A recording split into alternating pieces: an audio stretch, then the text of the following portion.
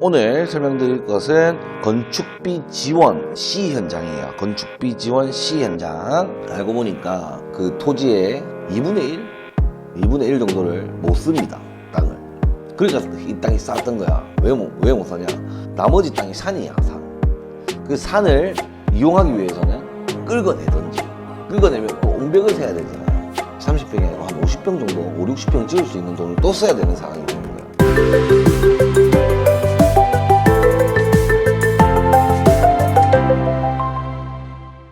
자, 안녕하십니까.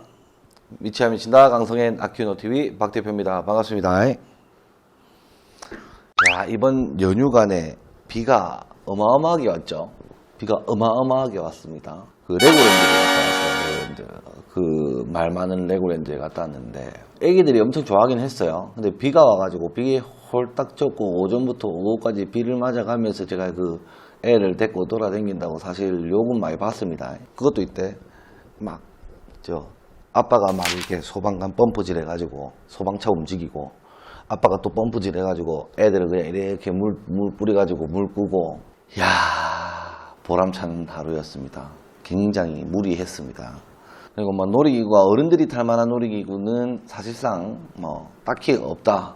무서운 건 없었어요. 무서운 건 없어서 저도 놀이기구를 잘 못 타는데도 애기가 타자고 하니까 다 타긴 했는데 애기가 겁이 없더라고요. 드래곤 청룡 열차 있죠.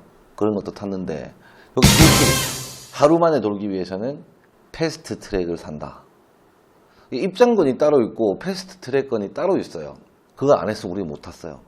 그거 패스트 트랙 구입하고 한 200명씩 줄 서고 있는데 맛있더라고. 바로 첫 반따로 빡 들어가고 굉장히 좋긴 했어요. 20개 정도가 있는 걸로 알고 있는데 20개 다 탔어요. 아침 먹고 10시에 들어가서 1시쯤에 밥 먹고, 비가 오면니까 힘들긴 했는데 비가 안 오면 한 3시, 오후 3시 정도 되면 싹 다 놀 것 같아요. 그 이상 티켓을 줘요. 레고에 있는 주인공들 찾아가지고 스탬프 빡빡빡빡 찍으면 레고를 좀 준대요. 그게 오후 3시까지인가 그래가지고 저희는 비 맞고 해가지고 그 종이도 다 찢어지고 그래가지고 못했는데 그게 좋더라고요. 그래서 아빠랑 아들, 아빠랑 딸 둘이서는 뭐 충분히 가치가 있더라. 레고랜드가 문제가 있었던 게 뭐 정확하게는 모르겠으나 그 주변 지역에 있는 분들의 얘기를 들었을 때 하루에 12,000명씩, 12,000에서 14,000명씩 방문을 해줘야만 적자에서 탈피할 수 있는 상황이랍니다. 요 주변 사람들한테 물으니까 평양에 사람이 없대요. 주말에만 한 15,000명씩 이렇게 들어온대요. 그러니까 제가 20만 원, 30만 원 정도 썼으니까 먹는 거 빼고 10,000명이면 30억인가요? 근데 그렇게 벌어들인다 해도 적자라고 하니까 굉장히 손실이 큰 거죠. 그러면 그 적자에 대해서 왜 그런 적자가 일어났냐. 춘천에 계신 시민들이 계시면 기분이 상할 수 있는데 딱 들어가니까, 내부적으로 들어가니까 뭐 어느 정도 시스템이 잡혀 있긴 한데 아직까지 부족하다, 미흡하다라는 생각이 들고, 두 번은 안 가겠다라는 생각이 들고, 주차장이랑 입장하는 데랑 한 1km는 걸리는 것 같아. 차를 대놓고 그까지 걸어 들어가야 된단 말이지. 그런 부분들이 굉장히 불편하더라. 근데 그렇게 된 이유가 있었어요. 적자가 난 이유인데, 최초에는 이제 중도라 그래요. 중도에 그 섬 이름이 중도예요. 섬 안에 전체적으로 레고랜드를 다 꾸미려고 했단 말이에요.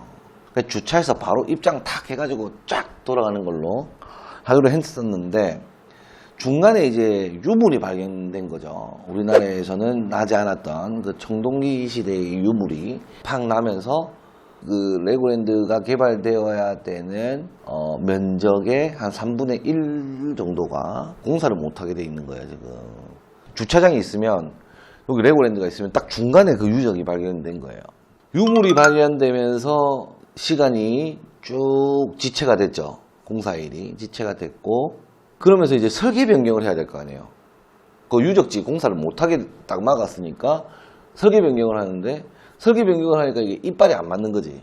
처음에 딱 이렇게 만들겠다 해가지고 딱 이렇게 만들어지면 이쁜데 이 중간에 못하게 된 게라 이렇게 짜맞추기가 돼버리는 그런 상황이에요. 사실상 왜 그런 노조들이 형성이 되어 있는지는 모르겠는데, 유적지를 파손을 한다고, 아니면은 중도가 역사적으로 깊이가 있는 땅인데 거기에서 뭐 그 레고랜드를 차린다는 게 말이 되냐, 유적지를 훼손하면서 이제 애기 데리고 가는데 거기, 와, 욕이 너무 많이 적혀 있는 거예요. 이게 쭉 걸어 들어가야 된다 했잖아요. 그 길 전부 다 편수막으로 장식이 돼 있어.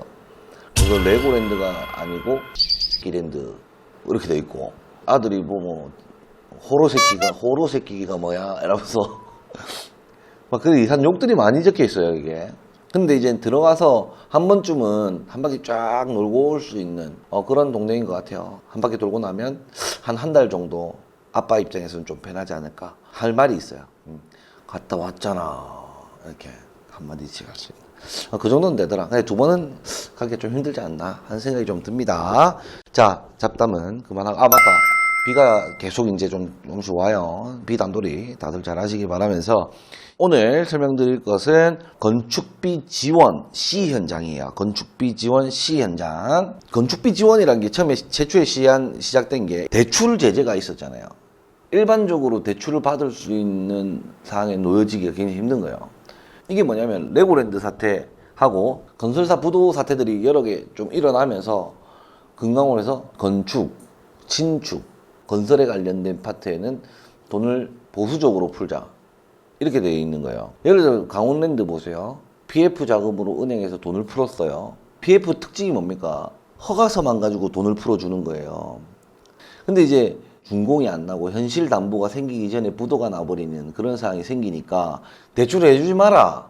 건물이 완성되고 현실 담보가 생기면 그제서야 대출을 내줘라. 이렇게 돼버렸단 말이지. 그러니까 큰 대기업의 어떤 실수와 사고로 인해서 우리 서민들한테까지 이런 여파가 오기 시작한 거예요. 밑바닥에서 우리가 어떻게 행동하는지 모르고 위에서 실수한 내용들 때문에 이 전체적으로 탁 닫아버리니까 서민들까지 아야 무릎이야.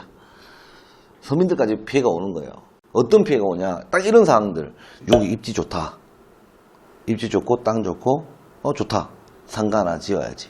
해서 땅을 딱 샀어요. PF 일으켜서 또는 시설자금 일으켜서 건물을 딱 지어야지 라고 생각을 하는데 딱 지으려고 하는데 대출 제재가 생깁니다. 자, 땅이 10억이라고 볼게요. 땅이 10억인데 대출을 한 70% 받았다 생각해 봅시다. 자, 7억 대출을 받았단 말이에요. 그럼 7억에 대한 이자, 그 신축에 대한 용도로 PF 또는 시설자금 대출 받으면 PF 같은 경우에는 9%에서 12%, 지금 현재 시설 같은 경우는 7%, 뭐 4%에서 7%, 뭐 이런 식으로 나가잖아요. PF로 대출을 받았을 때 토지담보대출로 7% 받았다 봅시다. 그러면 77, 49, 4,900만 원 아닙니까? 4,900만 원 나누기 12 하면 얼마입니까? 그냥 기본 계산으로 이자가 400만 원이에요. 400만 원. 월 이자가 10억짜리 땅을 건축할 목적으로 사서 토지 살 때에는 대출 제재가 없거든요. 토지라는 현실 담보가 있잖아요. 그 토지 담보를 통해서 70% 대출, 7억을 대출을 받았다고. 그러면은 이 이자 나가는 비용을 최대한 줄이기 위해서 우리 어떻게 해라 했습니까? 잔금을 최대한 뒤로 미루라 그랬죠. 설계도면 딱 치가지고 허가 나오면 잔금 딱 주고 바로 기성금 대출, PF 대출 딱 받으면 최대한 이자를 줄일 수 있다 이런 얘기를 했었잖아요. 근데 보세요. 박 대표 말 듣고 잔금을 최대한 허가 날 때까지 주라 해가지고 그 지주랑 협의해가지고 사장님 우리 제가 3억 주스니까요 7억 정도는 대출 받아가 줄 낀데요. 네, 이거 허가 때까지만 시간을 연장을 주시면 안 됩니까? 그래서 지주가 오케이 오야 알겠다. 얼마나 걸리노? 한 4개월 5개월 하면 허가는 받을 수 오야 알겠다. 5개월 기다려주고 마이 5개월 뒤에 잔금 치라이. 예 알겠습니다 해가지고 딱 계약하고 중도금까지 주고 5개월 뒤에 허가가 나왔어요. 은행에 전화해가지고 잔금 주라 해가지고 7억 주라 토지담보 7억 딱 줬단 말이지. 공사 시작하려는데 저희 대출 안 해주는데요. 건강원에 제재가 있어가지고 대출이 안 됩니다. 무슨 소리입니까 거기? 공사해야 되는데 허가 났단 말입니다. 허가서 있지 않습니까? 보이죠? 죄송합니다. 제 대출을 못 해드립니다. 딱 이런 상황에 놓여진 사람들을 위해서 건축비 지원을 했단 말이지. 왜냐면 우리가 지원을 안 해준다? 그냥 이자 계속 빠지는 거야 그냥. 자, 그 건축주는 어떤 생각을 했겠습니까? 잔금 준과 동시에 건축비도 섞어가지고 토탈 대출 금액이 뭐 예를 들어 20억이다. 그러면 20억에 대한 이자 공사기간 뭐 8개월이다. 그러면 8개월 동안 이자 낼 준비 짝짝짝 해가지고 8개월 동안 탁탁탁탁 이자를 팍팍 밀어주면 8개월 후에는 주곡이 탁 날 거 아니에요. 주곡이 탁 나면 9% 10%대 금리를 8개월 후에는 3, 4%대로 바꿀 수 1금융권으로 넘어가면서 그러면 월세 수익이 있을 거 아니에요. 달달에 돈 한 2천만 원 올라온다. 그러면 여기서 한 500만 원은 이자 내고 1,500만 원 내 수익해야지라고 생각했던 사람들인데 대출을 딱 막아보니까 건축하려면 돈이 있어야 되는데 대출 받아서 하려고 그랬는데 그 현금 가고 다 지으라 하니까 지을 수가 없는 상황이네. 월세 수익은 그거는 수익 활동이니까 그나마 배부른 소리라 칩시다. 100번 양보해서. 근데 전세 한 2억 넣어놓고 아파트에 사시는 신혼부부가 있다 칩시다. 땅값이 올라가고 부동산 비용이 올라가고 지금 떨어지고 있지만 이 상황 속에서 전세 이사를 가야 돼. 아니면 전세 한 번 더 살라 그러는데 5천만 원 올려달래 전세 비용을. 자꾸 이리 돌아다니지 말고 조그마한 촌에다가 땅 한 개 사가지고 조그마하게 짓자. 그게 싸게 치겠다. 대출 받아가지고 그래 지입부자. 큰 마음을 먹고 전세 탈출한다는 의미로 땅을 탁 구입을 했어요. 그러니까 역적이 땅을 딱 샀어요. 토지 대출로 70% 대출을 받았어. 2014 1억 4천 받았단 말이에요. 6천만 원은 내 적금 모은 거 다 털어가지고 6천만 원 썼어. 집을 지으려고 딱 지으려 하는데 대출이 안 된대. 시설자금 대출이 안 나온대. 그러면 그 사람들은 이사를 해야 되는 상황이 또 생기고 땅은 땅대로만 놀려야 되고 땅에 대한 이자는 이자대로만 내야 되고 완전 미쳐버리는 거지. 자, 그런 사람들을 위해서 제가 이거 건축비 지원을 했단 말이에요. 사실상 정확하게. 그래서 건축비 지원이 C 현장 같은 경우에는 비슷한 상황이에요. 그래서 이분들은 무조건 해줘야 되겠다. 평형대가 30평이에요. 제가 브이로그에서도 얘기를 했죠. 작은 거는 사실상 회사 운영 차원에서 할 수가 없다. 하기 힘들다. 똑같은 소장이 공사할 수 있는 능력이 뭐 한 400평인데 굳이 30평을 해가지고 소요비를 날릴 이유가 없지 않느냐. 운영을 위해서는 회사 운영을 위해서는 사실상 큰 평수로 가야 된다. 뭐 이런 내용이 블로그에 있어요. 그래서 이벤트로서 소규모 건축을 조금 하려고 노력을 한단 말입니다. 오늘 같은 경우에는 그 건축비 지원 C 현장의 디자인 컨셉에 대해서 설명을 해드릴 건데요. 이분들은 땅을 사가지고 오셨어. 땅을 사기 전에 박 대표랑 협의가 됐으면은 조금 더 나은 땅을 살 수가 있는데 이 땅이 조금 헐게 나왔다 해서 덜렁 사시는 거예요. 알고 보니까 그 토지의 2분의 1 정도를 못 씁니다. 땅을. 그러니까 이 땅이 쌌던 거야. 왜 못 사냐? 나머지 땅이 산이야, 산. 그 산을 이용하기 위해서는 끌어내면 또 옹벽을 세야 되잖아요. 30평이 아니고 한 50평 정도, 5, 60평 지을 수 있는 돈을 또 써야 되는 상황이 되는 거예요. 그래 제가 처음에 그림을 그렸어요. 어떻게 그렸냐? 이렇게 그렸어요. 자, 보면은 이 정도를 못 쓰게 돼 있는 거예요. 엄청난 큰 손해 아닙니까? 그래서 제가 어떻게 하려고 했냐면, 이건 제 생각입니다. 뭐 건축주랑 협의되었던 사항이 아니고, 이렇게 처음에 이 부분에 옹벽을 세웁시다. 세워가지고 여기 흙을 반출합시다. 그러면 우리 땅 전체를 다 쓸 수가 있습니다 라고 말씀을 드리면서도 안 될 거라는 걸 제가 알았어요. 왜냐면 비용이 많이 들기 때문에 이 땅을 버리는 것 자체가 사실 좀 아깝긴 했어요, 제 입장에서는. 그래서 이대로는 안 되고 어떻게 하면 좋을까 해가지고 최소한만 이렇게 4.8m 옹벽을 세웁시다. 이게 1번이에요. 이게 2번이에요. 1번이 비쌀까요? 2번이 비쌀까요? 1번 같은 경우에는 이렇게 돌아가고 2번 같은 경우에는 쫙 끊기잖아요. 이렇게. 당연히 이게 좀 저렴하게 생기겠죠. 그래서 이렇게 합시다. 그냥 이렇게 하면은 토목 비용 많이 안 들어가니까 이 비용을 합시다. 건축비 지원이나 브랜딩 기획 같은 경우에는 어떤 평형대별로 금액대를 산정해 놨어요. 데이터화해서. 그래서 그 금액 속에서 이리 바꾸고 저리 바꾸고 할 수 있게끔 제가 시스템을 그렇게 해놨어요. 그래서 통상 30평, 40평 되는 어떤 건물에 대한 조경 비용이 있는데 이 조경 비용을 일부 빼서 옹벽스는 한 대 씁시다. 그리고 조금 더 추가되는 거는 건축주님이 좀 주십시오. 라고 협의를 보는 거죠. 그래서 이 부분을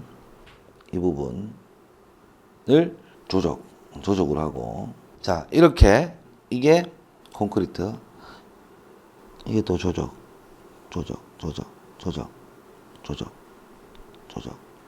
이건 콘크리트, 이것도 콘크리트.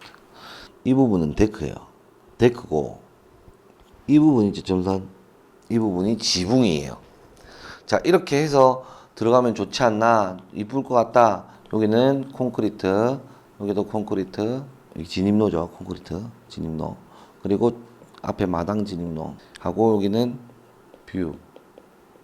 이게 비용이 작기 때문에 이게 뭔가 많이 할 수가 없었던 상황이에요. 여기 화장실, 안방, 자, 여기 주방, 여기는 다용도실, 여기는 자녀방, 공용 화장실, 거실. 자, 이렇게 하면은 충분히 이쁠 것 같다라는 생각을 가지고 디자인을 한번 해봤어요. 자, 이런 형태예요. 여기 이게 다 뒤에 이거 산입니다. 산이에요. 여기가 진입구예요. 자, 이렇게 들어가는 거. 이게 진입구. 이게 조적이지만 마감을 해서 노출 콘크리트 마감, 미장재를 활용해가지고 조금 덧방을 씌워서 이렇게 진행을 하고, 징크 지붕재의 스타코 마감. 이렇게 뒤쪽 모습입니다.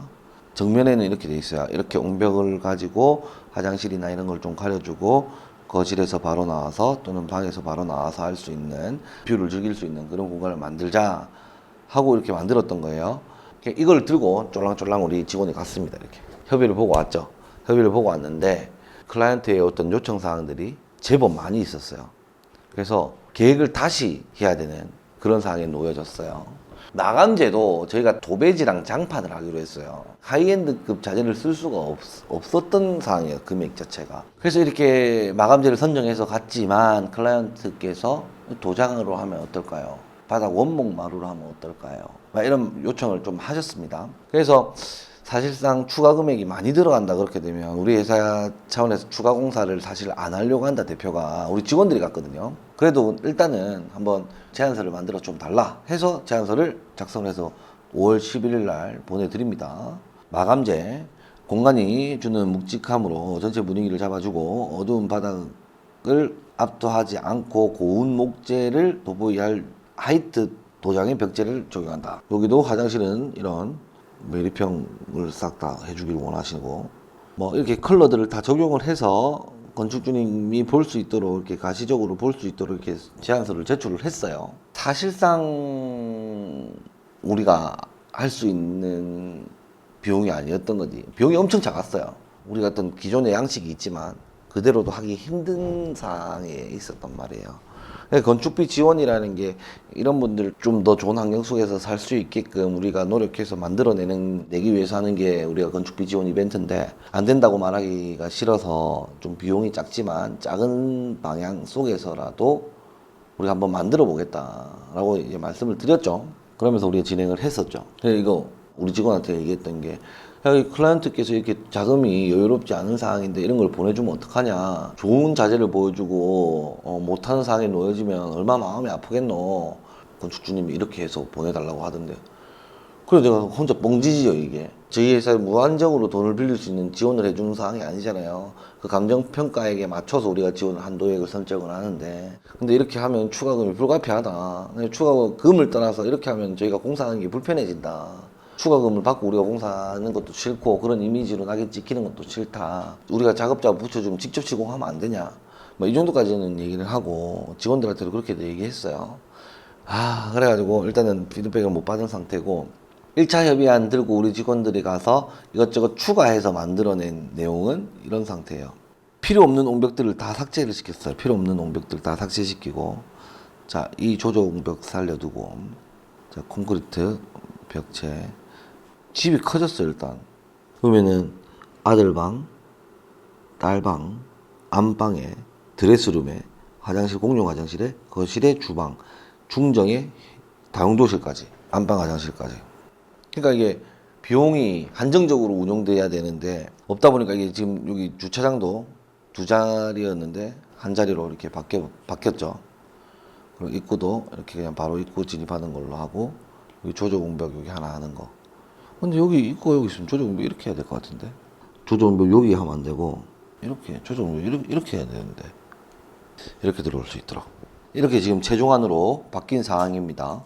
그래서 건물 규모가 조금 늘어난 것 같아요. 건물 규모가 좀 늘어난 것 같고, 옹벽도 많이 삭제가 되는 것 같아요. 이 건물에 추가된 내용만 봐도 추가금이 나오지 않나 하는 생각에 저는 좀 부담스럽거든요.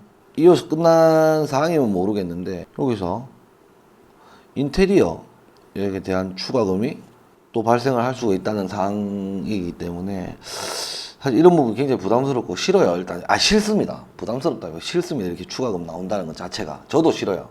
이게 시공사 입장에서 가끔씩 답답한 부분이나 서운한 부분들이 그거예요. 추가 공사를 내가 시킨 게 아니고 직접 원해서 우리가 해줌에도 불구하고 이 처음에는 해달라고 할 때는 해주세요라고 부탁을 하시다가 해놓고 나면 추가금 이만큼 나왔다. 물론 추가금 협의를 다 해요. 해달라 해서 했는데 돈 줄 때 되면 이 정도 주기 아까운데 이런 얘기를 한단 말이에요. 그런 사항들이 싫어서 추가금 받는 것조차 싫습니다. 일단 추가 공사 하는 것도 싫고 지금 디자인 해놓은 게 이 상황이에요. 전면을 조금 가렸습니다. 보이는 부분들은 열고 가릴 수 있는 것은 가리고 해서 옹벽들이 많이 줄어들었고 형태는 이렇게 변했다 라는 거예요. 옹벽들이 여기 하나 생기면서 그리고 여기 하나 있고 협의를 좀 더 받아야 되는 상황이긴 하지만 최종적으로 디자인 도면은 이 정도 30평입니다. 그래서 이번 영상 건축비 지원 C 현장에 대한 디자인 컨셉에 대해서 한번 말씀을 드렸고요. 사실 디자인 컨셉을 구체적으로 들었다기보다는 또는 레고 사태 건축비 지원을 왜 하는지 기타 등등에 대한 내용들에 대해 설명이 좀 더 길었던 것 같고 평형수가 크지 않아도 충분히 이렇게 만들어낼 수 있다는 점 참고하시고 이번 영상 마치도록 하겠습니다. 구독과 좋아요, 알람 설정까지 부탁드리겠습니다. 감사합니다.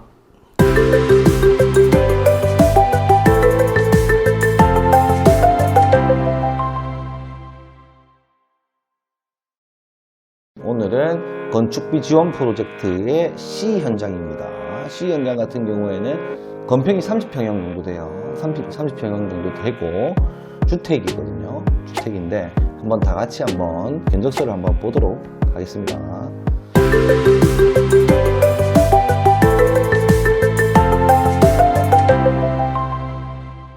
자, 안녕하십니까. 미치야 미친다 광성엔 아키오노TV 박 대표입니다. 반갑습니다. 자, 요즘에 계속 제가 건축비 지원을 하고 있잖아요. 브랜딩 이벤트에 참여하시려고 하시는 분들도 요번에 3기죠. 3기 분들도 건축비 지원이랑 같이 좀 섞어서 할 수 없냐. 새로운 프로젝트처럼 하나가 진행되고 있는 것 같아요. 브랜딩 기획과 건축비 지원 프로젝트를 합쳐서도 진행을 지금 저희가 하고 있습니다. 그래서 브랜딩 기획이나 건축비 지원 이 두 개의 프로젝트를 섞어서 하는 그런 프로젝트를 또 하나 진행을 또 해보고 합니다. 아시다시피 지금 아직까지 대출이 잘 안 나오게 돼 있거든요. 이거 대출 한번 설명을 한번 해드리고 갈게요. 자, 금강원 제재가 있기 전에 대출의 방식을 기존 대출 방식이라고 얘기를 할 거고요. 그리고 금강원 제재가 있고 난 이후의 대출의 방식을 나중에 변경이라고 쓸 겁니다. 기존의 대출의 방식은 토지와 건물 따로따로 감정평가를 진행을 하죠. 토지는 지금 현재 여기 있는 토지를 가지고 감정평가가 가능하겠죠. 그래서 토지 같은 경우에는 감정액의 70에서 많게는 80%까지 해줬어요. 자, 건물은 앞으로 지어질 것이다 보고 감정을 해서 감정가액의 60%에서 75%까지 많게는 해줬습니다. 자, 이렇게 대출을 해줬어요. 실제로 기성대출을. 가령 땅에 대한 감정평가액이 10억이라고 가정을 한다면 10억 곱하기 70%만 잡아볼게요. 그러면 7억 대출이 나오죠. 건물에 대한 감정가액이 10억이라고 볼게요.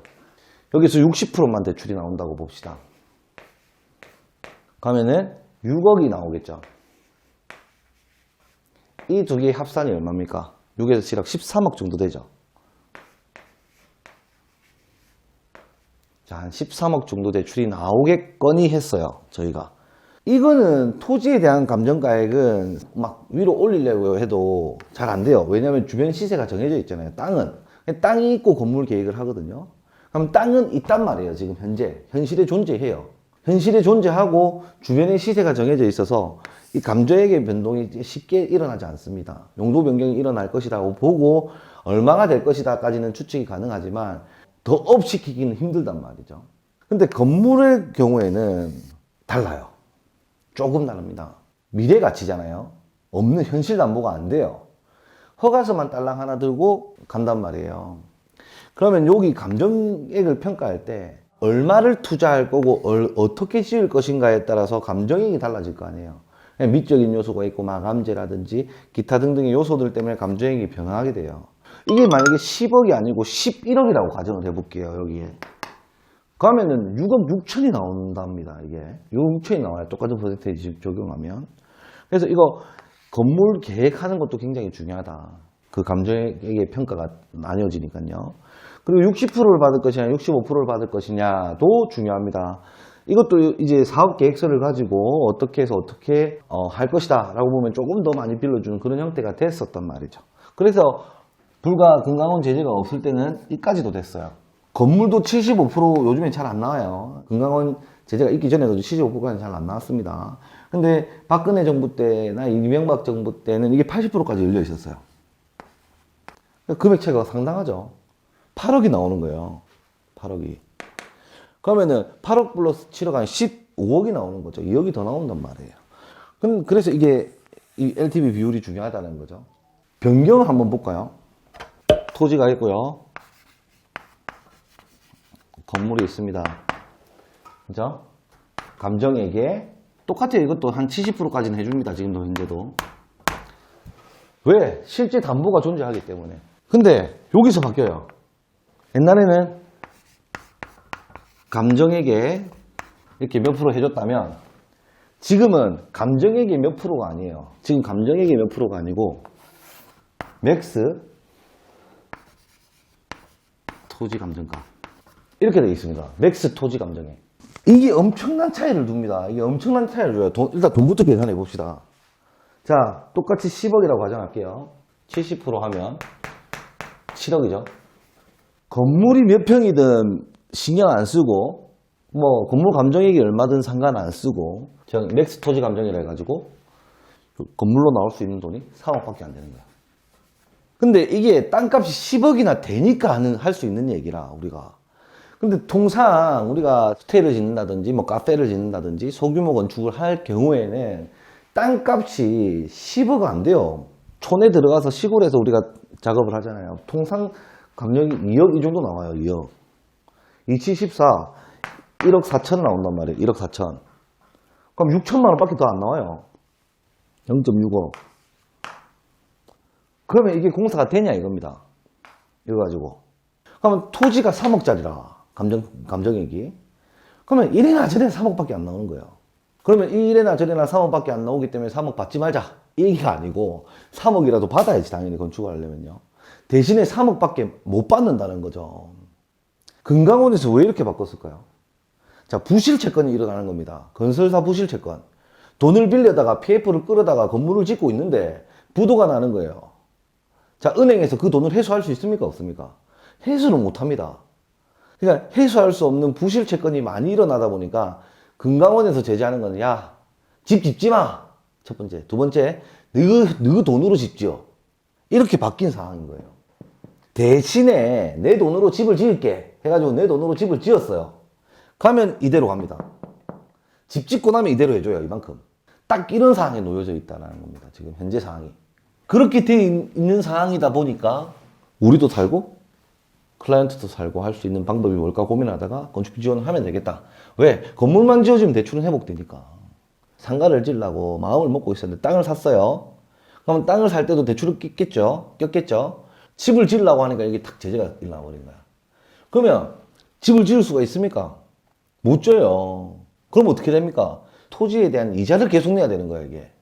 집도 못 짓는데 땅만 들렁 사가지고 이자도 생돈 벌어가고 생돈 발라 넣어야 되고 건물을 지었다 상가가 있다?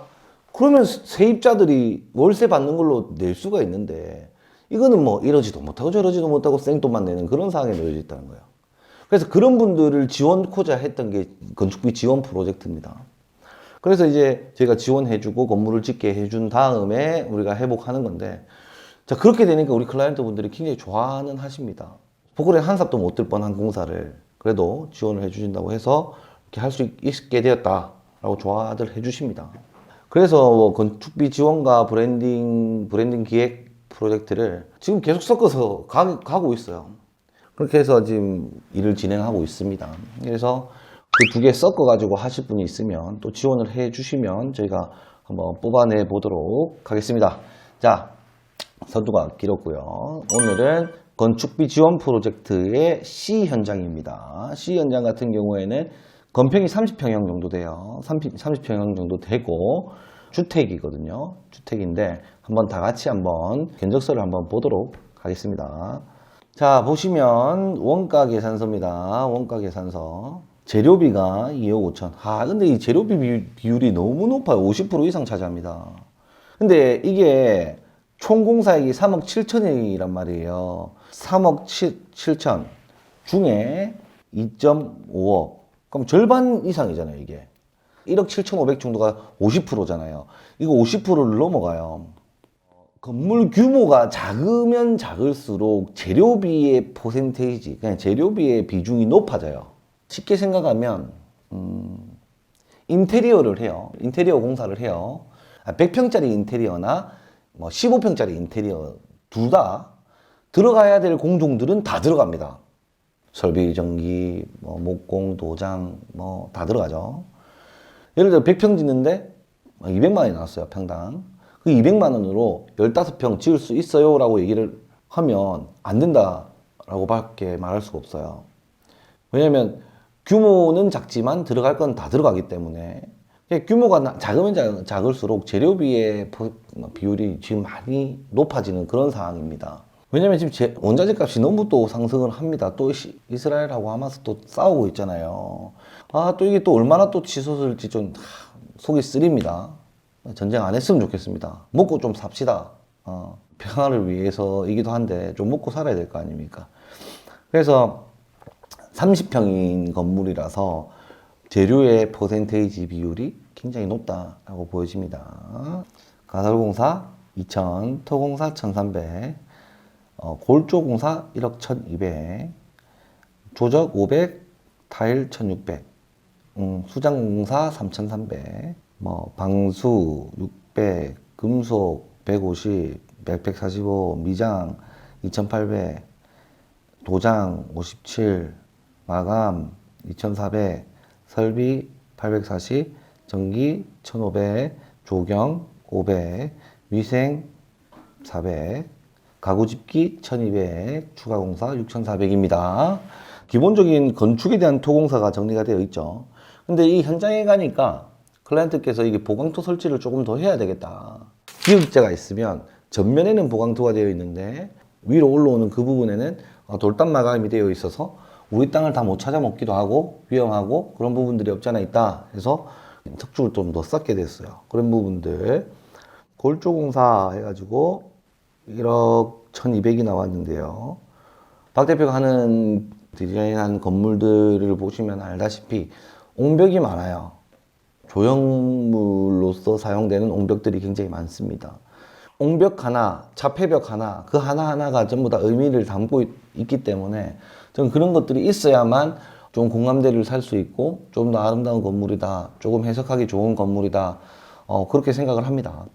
이거 사실 벽하고 이런 거 막 다 세우고 나니까 처음에는 견적 금액이 한 5, 6억씩 일이 나오는 거예요, 이게. 그래서 뺄 거는 빼고 정리할 건 정리하고 욕심도 좀 전 내려놓고 필요한 것들만 탁탁탁탁 골라가지고 그래서 금액을 어느 정도 맞출 수 있었다라고 보시면 됩니다. 타일 공사도 클라이언트하고 같이 얘기해가지고 정리된 공사고요. 그리고 수장 공사, 목 공사도 어떻게 정리해놨는데 여기 예비비 해가지고 1,000만 원 잡아놨어요. 예비비 해가지고 1,000만 원. 여기 1,000만 원을 빼면 2,300만 원이에요. 여기 1,000만 원 빼면 2,300만 원이죠. 근데 2,300만 원으로 목공사를 다 완료할 수 있을까라는 의구심이 저는 들었던 겁니다. 그래서 여기 100% 추가금이 뜬다. 우리 회사 차원에서 실행을 오버탈 것이다 라고 보고 1,000만 원을 더 예비비로 둔 겁니다. 미장공사가 이만큼 나올 리가 없는데 많이 나오게 됐던 이유는 스타코 플렉스 마감이 되어 있는데 이게 885만 원으로 스타코 플렉스를 마감을 한답니다. 우리 공무과에서 택도 없다. 그렇게 해서 어떻게 마감을 하노? 무조건 2,000만 원 정도 든다. 내가 이때까지 해봤을 때 외장공사 하는데 2,000만 원 안 들어간 공사가 없다. 너무 낮게 잡혔다 해가지고 1,000만 원 예비비를 올린 겁니다. 창호공사의 경우에는 견적 중이라고 되어 있는데 지금 아마 견적이 어느 정도 취합이 다 됐을 거예요. 이 영상하는 촬영하는 시점에는 결정 내고 있는 시점이기 때문에 작성이 안 된 것 같아. 한 4,200만 원 정도 나옵니다. 4,200만 원 정도 나오는데 건축주가 요청한 것까지 다 플러스해서 조금 좋은 창호가 들어가요. 그러니까 일반적인 그냥 사제 창호가 아니고 브랜드에서 나오는 그런 창호를 발주를 하셨기 때문에 창호공사가 좀 이게 견적받는 게 조금 늦어졌는데 한 4,200만 원 정도 나오는 걸로 결정이 됐습니다. 방금 물어봤어요. 제가 당황했거든요. 이게 돈이 없어가지고. 공사 내역서 안에 포함되어 있는 게 3억 7천 정도로 지금 표기가 돼 있어요. 이제 현재 이 문서에는요. 서류가 갈 때쯤에는 한 4억 1천, 2천 정도 이렇게 돼가지고 이 정도 아마 돈 나올 거예요. 그리고 도장을 안 해요, 여기. 우리 내역을 맞추다 보니까 클라이언트랑 뭘 포기하겠냐라고 해서 포기할 것들을 우리가 골랐거든요. 근데 도장을 포기하겠다 해서 도장을 포기한 겁니다. 건축주가 요구하는 사항들을 싹 다 받아들이고 하면 클라이언트가 생각하지도 못한 예산 범위를 넘어가게 됩니다. 그러면 우리 건축주랑 앉아가지고 돈 주세요 하는 게 아니고 저희는 돈 주세요 잘 안 합니다. 뭘 뺄까요? 합니다. 뭘 빼면 좋겠습니까? 빼고 싶은 대로 순서대로 쫙 한번 나열해 보십시오. 해서 그 중에 도장공사를 빼겠다 해서 도장공사 금액이 조금 작아진 겁니다. 자, 그리고 쭉 넘어가서 설비공사가 840만 원 되어 있고요. 위생배관, 옥외배관 포함해서요. 배관공사 비용입니다. 그리고 전기공사가 한 1,500만 원, 라이트까지, 조경까지 다 포함을 해서 들어간 거고요. 조경 같은 경우에는 비중을 많이 줄였던 부분 중에 하나가 조경공사입니다. 클라이언트의 어떤 예산이 초과가 되는 바람에 조경 파트를 과감하게 많이 내렸다라고 보시면 됩니다. 그리고 위생도기 400만 원 정도 나왔고요. 가구 및 집기류 한 1,230만 원 정도 나왔고요. 추가 금액, 클라이언트가 요청해서 바꾼 추가 금액입니다. 이게 뭐냐면 기존의 마감재를 어떻게 할 것이다라고 우리 당사에서, 우리 회사에서 정할 거 아닙니까? 정하는데 극단적인 예를 한번 들어볼게요. 회사에서는 장판을 하기로 생각을 했어요. 근데 건축주는 대리석으로 해달라는 거예요. 그러면 대리석 추가 금액이 올라오면서 장판으로 산정된 금액을 빼겠죠. 그게 상계 처리한다고 그러는 건데 추가 금액에는 전부 상계가 된 금액들이 있고 아예 없었던 걸 새로 신설로 하는 게 있습니다. 신규 추가되어 있는 부분들이 신규로 클라이언트께서 넣어달라 했던 부분이고 강화마루에서 타일로 바꾼 거, 방부목에서 샌딩으로 마감하는, 콘크리트 샌딩으로 마감하는 거, 그리고 일반 ABS 도어에서 9mm 문틀 그냥 히든 도어로 바꾸는 거, 그리고 창호 부분 강화마루에서 강마루로 바뀐 거, 인조 대리석 칸스톤으로 바뀐 거, 그리고 토목 부분에 있어가지고 추가금이 이렇게 형성이 됩니다. 그래서 평수가 작은데 평형대 금액대로 하면은 이 정도 안 나오는 거 아닐까요? 막 이렇게 얘기도 있으실 수 있는데 인테리어의 퀄리티, 뭐 그레이드에 따라서 금액도 천차만별이 있을 것이고 건물 디자인, 건물 구조의 형태, 기타 등등 형태에 따라서 그레이드가 다 바뀌기 때문에 한정지어서 얼마다, 평당 얼마니까 얼마 해달라 하는 거는 사실 말이 안 되는 그런 소리라 할 수 있고요. 자, 이렇게 해서 건축비 지원 프로젝트의 시 현장에 대한 견적서를 공개를 해 드립니다. 필요하신 분들은 받아가시면 좋을 것 같고요. 여기서 건축비 지원이라는 것은 클라이언트께서 50% 되고 우리가 회사에서 50%를 대서 마감을 한다는 겁니다. 클라이언트께서 토지 감정가액이 그렇게 높지가 않았기 때문에 대출을 더 많이 뽑지를 못했던 상황이었고 그렇다고 땅을 놀리기도 아쉬운 그런 상황이셨고 그래서 건축비 지원 프로젝트에 참여했던 거예요. 그래서 저희가 수준 분석을 해보고 한도액을 산정을 해보니까 뭐 약 4억 5천에 합시다. 4억 5천에 50%면 2억 2,500인가요? 2억 1,500 정도는 건축 후에 대출로 형성이 되지 않겠나라고 저희는 판단을 했던 겁니다. 그래서 그 정도 비용을 지원해 드리겠습니다 라고 말씀을 드렸고 이렇게 진행을 하고 있는 그런 상황입니다. 자, 건축비 지원 프로젝트에 한해서 건축을 할 수 있는데 50%의 자금을 모으는 게 사실 핵심 문제인 거예요. 그래서 그 핵심 문제를 해결하는 데 있어서 머리를 많이 써야 되는데 그 부분이 저희 클라이언트들도 헷갈리는 부분이 없지 않아 있는 것 같아요. 자, 그래서 그 부분들은 제가 다음 촬영 때 한번 대출 이거 연이어서 가면서 한번 더 말씀을 드리도록 하겠습니다. 오늘은 이 건축비 지원 프로젝트 C 현장에 대한 견적서 공개로 마무리하고요. 빨리 서류 들고 가셔서 좋은 데 사용하시기 바랍니다. 이상으로 이번 영상 마치도록 하고요. 구독과 좋아요, 알람 설정까지 부탁드리겠습니다. 감사합니다.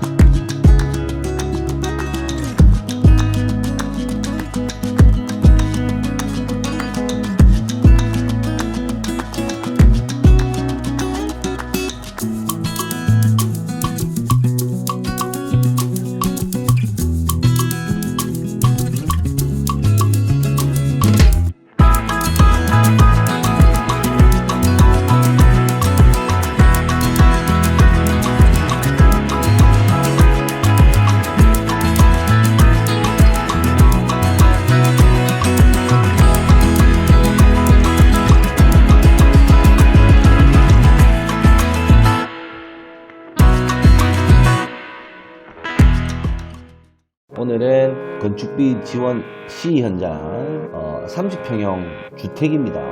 그래서 이 부분에 대한 원가 공개를 또 하는 날이 됐습니다. 대중들이 선호하는 평형대죠. 30평에서 50평 안쪽에 주택 건물을 짓고자 하시는 분들이 굉장히 많다. 그래서 그런 분들한테는 이번 원가 공개 자료가 굉장히 도움되지 않을까 하는 생각이 듭니다.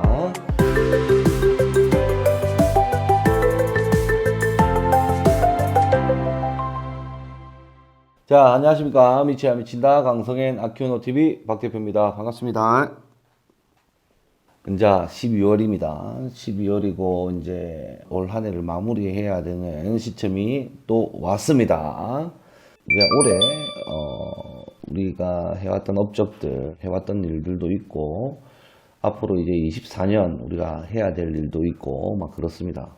오늘은 건축비 지원 C 현장 30평형 주택입니다. 그래서 이 부분에 대한 원가 공개를 또 하는 날이 됐습니다. 대중들이 선호하는 평형대죠. 30평에서 50평 안쪽에 주택 건물을 짓고자 하시는 분들이 굉장히 많다. 그래서 그런 분들한테는 이번 원가 공개 자료가 굉장히 도움되지 않을까 하는 생각이 듭니다. 이미 디자인이나 견적서나 이런 건 다 공개가 된 걸로 알고 있어요. 다만 타임랩스가 없어요. 제가 공사를 빨리 끝냈거든요. 공사 시작한 지 지금 석 달 정도 됐는데 이제 마무리 단계예요. 그래서 타임랩스를 하진 않았다라고 생각하시면 되고, 대신에 원가 공개는 조금 빨리 이루어진다라고 보시면 돼요. 그 준공 촬영을 하기 전입니다. 이제 준공 촬영을 하고 나서 또 사진은 올라갈 테지만 지금 원가 공개에 목매고 애타게 기다리고 계시는 분들이 굉장히 많다. 그렇기 때문에 원가 공개를 먼저 할 생각입니다. 자, 그러기에 앞서가지고 저번 컨텐츠에 제가 말씀을 드렸죠. 꿈속에서 이런 일이 있었다라고 얘기를 하면서, 자, 그 자원봉사 관련된 얘기를 좀 할 거예요. 앞전에 제가 좀 알아보자 했던 내용들이 있었거든요. 그래서 그 내용이 지금 온 것 같아요. 한번 볼까요? 박 부장님이 주신 자원봉사 단체 현황 리스트 경남 거를 다 줄여봤고요. 그래서 그 합동구청에도 통화를 해봤는데 따로 지원하고 있는 사업은 없다고 하셨고 도배 장판 같은 거를 교체해야 되는 그런 분들은 이제 많은 분들의 리스트를 가지고는 있는데 그 범위를 어느 정도까지 가능한지에 대한 거를 알려달라고 하셨고 아니면 이제 박 부장님이 얘기하신 거는 봉사를 이제 기존에 하는 단체들이 있으니까 그 단체들이랑 협업을 해서 같이 봉사 뭐 도배상판 그 봉사를 하는 게 어떠냐 얘기도 하셨습니다. 근데 이제 나의 취지는 뭐냐면 이런 단체들이랑 하는 거는 난 맞지 않다고 생각을 하지. 저는 단체들이랑 하는 건 맞다고 생각하지 않습니다. 우리가 단체가 돼야지. 우리가 주축이 돼야지. 왜냐면 이분들은 봉사단체에서 봉사를 잘 하고 있는데 거기에 제가 숟가락 얹을 필요도 없고 또 제가 생각한 의도와는 다른 사람에게 지원이 될 수도 있고 하는 그런 부분들이 있기 때문에 제 생각은 일단은 이게 단체분들은 이미 고생을 하고 계시니까 잘해 주실 거라고 저는 생각을 하고 제가 생각을 하는 거는 그거예요. 저희 현장 주변 아키우노가 오면 지역에 조금 보탬이 돼주고 가더라 라는 인식을 조금 남기고 싶다라는 생각이 듭니다. 인식도 인식이지만 제가 이제 공사를 하면서 느껴요. 이게 뭐냐면 키즈파크 만들고 있는 현장이 있는데 그 동네에 거주하고 있는 가구 세대들도 한 네 가구 정도밖에 없어요. 인적이 드문 곳에 들어와서 아이들이 뛰어놀 수 있는 그런 공간들을 개발하고 있는데 80대 후반 어머니 계시는데 그제 그렇게 말씀을 하시더라고요. 야, 너희는 너희 집 이쁘게 고치면서 우리 집도 좀 고쳐주라 이렇게 얘기를 하시더라고요. 그런 경우들이 더러 있거든요. 그러니까 마음이 좋지는 않더라고. 그래서 항상 갈 때마다 조금 필요한 것들 도와드리고는 하는데 이거를 조금 전격적으로 우리 회사 자체 내의 규칙, 룰로 한번 잡아볼까 생각을 하고 있는 게 간혹 가다가 이제 비가 많이 오는 날은 잠기는 곳도 있고 우수 설비가 안 돼 있는 곳도 있고 겨울에 추운 곳, 보일러가 안 들어 추운 곳도 있을 테고 찬물로 아직 씻고 계시는 분들도 있고 하니까 현장에 들어가면 그 현장 주변에서 그런 분들을 찾아야 되겠다라는 생각을 해요. 물론 우리 지역사회에 도와주는 것도 좋다고 생각은 하지만 사실 저는 전국적으로 일을 하고 있고 유튜브를 찍고 콘텐츠화해서 방송으로 내보내고 있는데 이 영상을 보는 분들이 우리 지역에 있는 분들만이 아닐 거라고 저는 생각을 해요. 그래서 어떤 특정 지역을 집어서 그 지역만에 대한 봉사보다는 어차피 다 똑같은 한국 사람들이니까 뭐 해외 나가가지고 외국인도 없는 것도 아니고 우리가 현장에 들어가면 그 지역 읍사무소 주민센터라든지 그 지역의 구청, 군청 그런 곳에 가면 그 주변에 어떤 조금 힘들게 지내고 계시는 어른이나 힘들게 크고 있는 애기들 그런 곳이 있으면 지원을 해서 조금 쾌적한 환경 속에서 삶을 영위할 수 있도록 하는 게 좋겠다라고 생각이 되고 그걸 조금 룰로 만들려고 합니다. 현장에서 돈이 많이 남든 안 남든 우리가 지나갔던 우리의 발자취가 남는 곳은 이 친구들이 좀 도와주고 가더라 좋은 인상을 남기고 싶기도 하고 서로가 좀 행복하게 살 수 있는 그런 환경을 조금 만드는 게 가장 바람직하다라고 생각이 되고 지자체에서 진행 중인 지원 사업이 없다 하면 이 지원 사업에 대한 어떤 지원을 받지 않고 스스로 우리 자체 내에서 지원을 하는 일을 조금 해볼까 합니다. 그래서 이런 일을 잘 할 수 있도록 조금 우리가 계획을 잘 해서 하면 좋을 것 같다라는 생각이 듭니다. 원가 공개 컨텐츠는 할 때마다 느끼는데 영상의 어떤 길이가 짧아요. 영상 길이가 좀 짧기 때문에 또 다른 얘기들을 좀 앞에 많이 하고 넘어갑니다. 그리고 이제 24년, 내년이죠. 내년에 이제 박 대표가 어떤 일을 할 것인가에 대한 것도 궁금해 하시는 분들이 있어요. 여기 플레이그라운드랑 자원봉사 3D 건축. 퀴즈 사업에 제가 조금 더 관여를 해보고 싶다라는 생각을 합니다.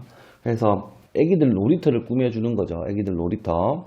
일반적인 놀이터들이 있잖아요. 그런 놀이터 기구를 만들어서 앉히거나 그런 것보다는 그냥 공원 형태 놀이터를 만들려고 생각을 하고 있어요. 그리고 친환경 소재를 사용해서 애들이 잘 뛰어놀고 할 수 있는 그런 걸 지금 기획하고 있습니다. 런칭을 하려고 하고 있어요. 내년에 바로 시작하려고 생각을 하고 있고, 시범 케이스로 직영점으로 2군데를 지금 해볼까 하고 있어요. 부곡에 있는 키즈 워터파크라든지 구산면에 있는 키즈파크를 준비하고 있습니다. 제가 한번 보여드릴까요? 지금 런칭 준비 단계에 있어요. 자, 보시면 적혀져 있죠. 아키우노 해가지고, 아키우노는 조경, 건축, 디자인을 결합하여 새로운 개념의 놀이터를 제공합니다. 북유럽 친환경 소재와 창의적인 구조를 기반으로 하여 아이들이 안전하고 즐거운 시간을 보낼 수 있게 설계합니다. 독특한 디자인은 아이들의 놀이터의 영감이 되어주고 상상력을 자극시켜줍니다. 또한 상상이 기반이 되어 디자인된 작품은 랜드마크가 되어 지역사회 커뮤니티를 활성화시켜줍니다. 라는 주제예요. 자, 북유럽 얘기가 나왔는데요. 북유럽 얘기를 조금 더 하자면, 지금 현재 덴마크, 스위스, 스웨덴 또는 러시아 활발하게 적용되고 있는 사업 문화가 하나 있는데요. 그게 놀이터예요. 플레이그라운드입니다.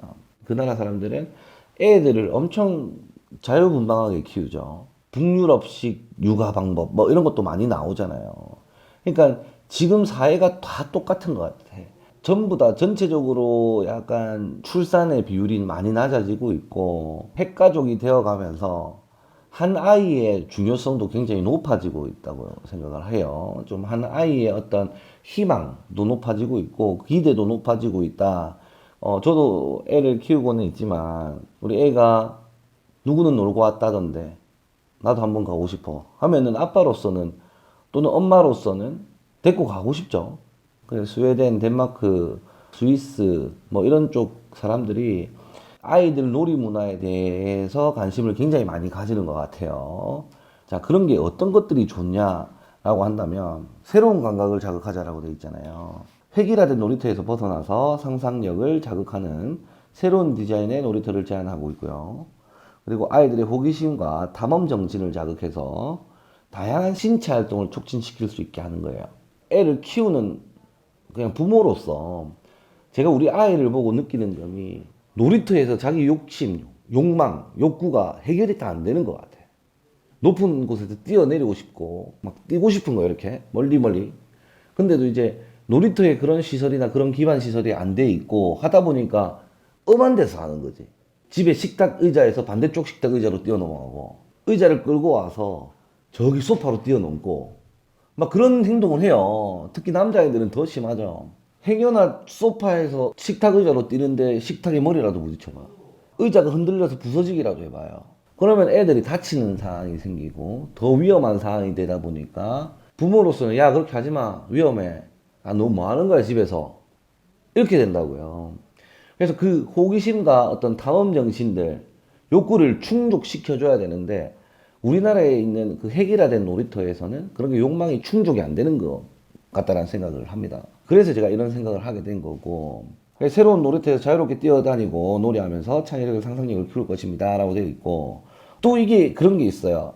여기 모든 연령대가 즐길 수 있는 공원 같은 놀이터를 디자인합니다 라고 되어 있는데, 집에 이제 손잡고 우리 아랑 놀이터 가잖아요. 내가 할 게 없어. 애가 떨어질까 노심초사, 애가 부딪힐까 노심초사, 막 따라다니기 바빠요. 특히나 4살, 5살 때는 진짜 멋 모르고 높은 데 뛰내린다고. 그러니까 불안해서 이렇게 막 또 쫓아다니는 겁니다. 사실 그게 일이에요. 근데 정말 안전한 공간에 넘어져도 다치지 않고 우리 애가 너무 많은 큰 애들이랑 섞여서 이렇게 놀다 보면 우리 애가 어디 있는지 잘 모를 때가 있어. 가끔씩 잘못하면. 근데 조금 먼 발치에서도 우리 애가 잘 보이게끔 공간을 디자인하고요. 그리고 엄마나 아빠도 같이 와서 공원처럼 뭐 산책도 할 수도 있고 커피도 한 잔 마실 수 있고 도시락도 까먹을 수 있고, 그러니까 어른들이 앉아서 쉴 수 있는 공간도 마련되어야 한다. 그러면 야 박 대표 지금 일반적인 놀이터 어른들 쉴 곳 없냐? 다 있지. 벤치하고 다 있잖아. 다 있어요. 근데 거기서 행복감을 느끼는 부모는 없어요. 거기 벤치에 앉아서 편안하다, 좋다 이런 느낌을 감정을 가진 적은 저는 단 한 번도 없습니다. 왜? 그냥 의무적인 활동이에요. 그냥 앉아서 그냥 애들 보고 지현아 내려가면 돼 내려와 이런 것만 한다고 앉아가지고 그게 어떻게 편안하게 부모님들도 편하게 쉴 수 있는 공간이 됩니까? 저는 그렇게 생각하지 않거든요. 산책을 하더라도 우리 애가 어디 있는지 알 수 있고 그냥 한눈에 보이고 커피도 한 잔 먹을 수 있는 그러니까 마음이 편안해지는 곳이 공간이 사실 편안한 공간이라고 보는데 획일화된 우리 놀이터는 그렇지 않다라고 저는 생각을 해요. 자, 그래서 무궁화꽃이 피었습니다. 어른들의 추억과 아이들의 상상력을 기반으로 놀이문화의 전통을 탐구하고 미래를 창조한다. 아키우노의 놀이터는 모든 연령대가 들을 수 있는 소셜 플랫폼이 될 것이다 라고 과감하게 말합니다. 어떤 식으로 할 건데 네가 그런 얘기를 하는데 라고 하니까 한번 보여드릴게요. 자, 여기 보세요. 이런 거 요거 앵무새 아닙니까? 앵무새 하기가 자, 이런 것들 만들어내는 거예요. 요 미끄럼틀 있죠. 그리고 이런 공간들이 있고 이런 거 그리고 이런 물개 같은 이런 조형물 속에 미끄럼틀 그리고 보시면은 여기 수달이 있죠. 수달 이런 놀이터 그리고 이건 홍학이에요. 홍학인데 여기 미끄럼틀 있죠.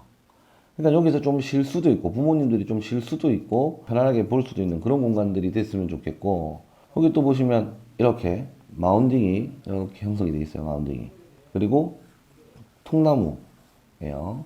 그런 나무들 이용해서 미끄럼틀 연결하고 나무들 이용해서 이렇게 놀이시설을 만들고 나무와 나무들 사이에 동굴을 만들어내고 나무를 겹쳐서 움막을 만들었는데 여기 미끄럼틀이 있고 통나무에 이렇게 누워있죠 애기들이. 이게 저는 탐험정신이나 신체 활동을 조금 더 활발하게 해준다고 저는 생각을 해요. 막 뛰어다니고 하면서 자 그리고 통나무 밟으면서 지나가는데 안 넘어지게 쇠도 걸어놓고요. 여기 보시면 이런 그물 있죠. 높아요. 우리 지금 놀이터는 이런 그물들이 한 2m 정도가 끝이란 말이에요. 근데 이걸 한 20m씩 이리 늘어나는 거야. 한 번 딱 올라가면 그 20m 통과 안 하면 못 나오는 거지.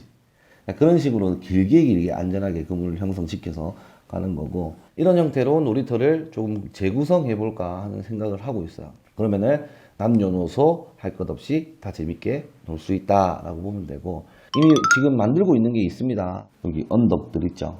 언덕들 지금 여기 잔디 다 깔 건데 잔디 다 깔아가지고 이렇게 놀 겁니다. 잔디에서 마운딩 타고 넘어가면서 애들 뛰어놀 수 있게 만들고 순수하게 애들이 뛰어놀 수 있는 그런 넓은 공간만 있어도 잔디 위에서는 너무 재밌죠. 여기에는 우리 조선 잔디가 들어갈 게 아니고 켄터키 블루 양잔디가 들어갈 거예요. 겨울에도 파릇파릇한 양잔디가 들어갈 겁니다. 여기 보면 저희가 갯벌도 샀습니다. 놀이시설을 만드는 데 있어가지고 애들이 진짜 재밌게 놀 수 있는 그런 공간들을 만들자 고민하다가 우리 부지 앞에 있는 갯벌도 샀어요. 여기 갯벌입니다. 이 땅을 매입하고 여기에 바지락 종패를 작년에 뿌려놨는데 바지락이 많이 올라왔습니다. 이거를 잘 만들어가지고 우리 지역사회에 소셜 플랫폼을 제공한다라는 겁니다. 이게 또 인원 제한이 있어요. 무작배기로 많이 올 수가 없어요. 조금 안전하게 놀아야 되는데 버글버글거리면은 애들이 안전하게 놀 수가 없어요. 안전하게 놀 수 있는 그런 조언을 받을 예정입니다. 그 이후에 24년도에는 3D 건축도 진행을 할 거고요. 제가 직접 지어 보려고요. 제가 직접 지어서 우리 집 정도, 회사 사무실 정도 조그만한 거 한번 지어 보려고 생각을 하고 있어요. 한번 짓고 사회에 선보이겠다라는 생각을 하고 있고 그래서 내년에는 이제 여기 뒤에 적혀 있는 이 3가지 정도로 조금 포커스를 맞춰서 정보도 드리고 뭐 잔디 심는 어떤 요령 이런 것도 정보가 될 수 있거든. 왜냐면 저도 엄청 찾아본단 말이에요. 애기들한테 어떤 모래가 좋은지 어떤 바닥 마감재가 좋은지 이런 거에 대한 설명도 있으면 좋을 것 같고 내년에는 그런 한 해가 되지 않겠나 하는 생각이 조금 들어요. 자, C 현장 건축비 지원 C 현장 한번 봅시다. 지금 총 4억 600이었는데요. 견적가에는 4억 600인데 우리가 처음 예비비를 잡았을 때 왜 4억 3천이 되었냐. 그렇게 할 수 있는 이유는 여기는 혹시나 공사할 때 조금 더 써야 될 것 같다는 생각이 들어가지고 예비비를 조금 더 넣어 놓은 상황입니다. 그래서 한번 볼게요. 자, 2천만 원 쓰기로 했는데 1,100만 원 써서 900만 원 정도 아꼈다. 맞죠? 실제도 실행력이 있죠. 실행. 그리고 토공사 1,300 잡았는데 900만 원이 나와서 좀 아꼈습니다. 그리고 철근 콘크리트 공사 1억 1200인데 8600으로 했고요. 타일 공사 1600이었는데 1100만 원에 마무리했고요. 수장 공사 3300인데 2500으로 마무리했습니다. 600인데 실행 600 잡았고 100만 원 지금 쓴 상황이에요. 자, 왜 이렇게 마이너스가 나는데 어떻게 어디에서 이게 또 오버가 되냐? 마지막에 마감 공사 하는 데 있어 가지고 돈이 좀 많이 올라탔다라는 거예요. 보시면은 추가 공사가 이 정도 있었거든요. 우리가 애초에 제시한 어떤 마감재에서 클라이언트께서 좀 바꾸고 싶다. 이걸 이렇게 좀 해달라. 라고 해서 바뀌어진 금액들이 이렇게 되고요. 그 마감 공사에 이게 들어간 거예요. 이 내용도 포함이 돼 있을 겁니다. 아마. 평당 1,400만 원 들어갔네요. 1,400만 원. 근데 이게 평수가 30평이라서 그런 것 같아요. 조금만 더 늘면 40평이면 1,000만 원 아니에요. 그때 아빠는 인테리어 관련해서 평수가 줄어들면은 평당가로 제시했다가는 안 된다 이런 얘기를 한번 한 적이 있어요. 당연히 상업보다 주택이 좀 더 들어가는 것은 사실이고요. 주택 같은 경우에는 마감을 다 안 하면 허가가 안 나는 상황이기 때문에 좀 더 많이 들어가는 게 기존 사실인데다가 클라이언트께서 창호라든지 조금 더 좋은 자재로 인테리어를 마감하고 싶다라는 생각을 하셔가지고 비용이 조금 업그레이드 됐다라고 생각하시면 됩니다. 그래서 건축을 하실 분이나 지금 또는 건축 계획 중에 계시는 분이라든지 또는 건축을 하고 계시는 분 또는 건축학도들도 이런 서류를 보고 현재 분위기가 어떻다라는 거를 감안해서 알 수 있도록 하면 좋을 것 같다라는 생각이 들고, 그래서 이상으로 오늘 영상 마치도록 하고요. 구독과 좋아요, 알람 설정까지 부탁드리겠습니다. 감사합니다.